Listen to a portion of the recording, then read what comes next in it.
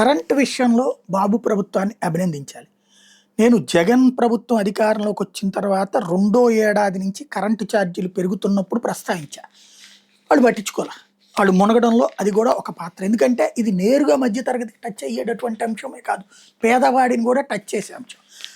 ప్రభుత్వ పథకాలు ఇచ్చేస్తున్నాం కదా సంక్షేమం కాబట్టి కరెంట్ ఛార్జీలు పెరిగినా పట్టించుకో. కానీ అసలు కరెంట్ ఛార్జీల పెంపు ప్రభుత్వానికి 10 పైసల ప్రయోజనం లేదు.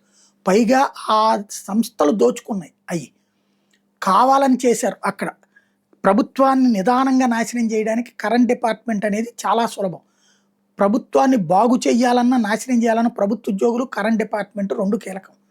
అది జాగ్రత్త గుర్తుపెట్టుకోవాలి. జనాల దగ్గర లంచాలు వసూలు చేస్తే ఉద్యోగులు ప్రభుత్వానికి మైనస్, కరెంటు ఛార్జీలు అడ్డదిడ్డంగా వసూలు చేస్తే ప్రభుత్వానికి మైనస్.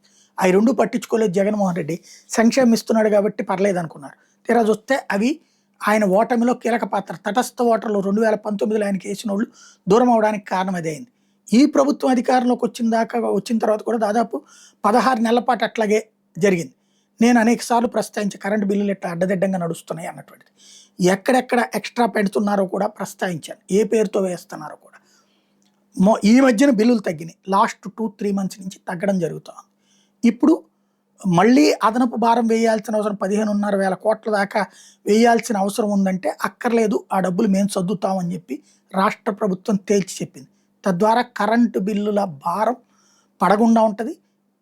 దాంతోపాటు 12.5 రూపాయల దాకా కమర్షియల్ ఛార్జ్ వసూలు చేస్తున్నారు ఇప్పటిదాకా. అంటే షాపుల వాళ్ళకి 12 రూపాయల పావలా ఇప్పటిదాకా వసూలు చేస్తుంటే దాన్ని 9 రూపాయల 95 పైసలకి తగ్గించబోతున్నారట. ఇది చాలా మంచి ఆలోచన.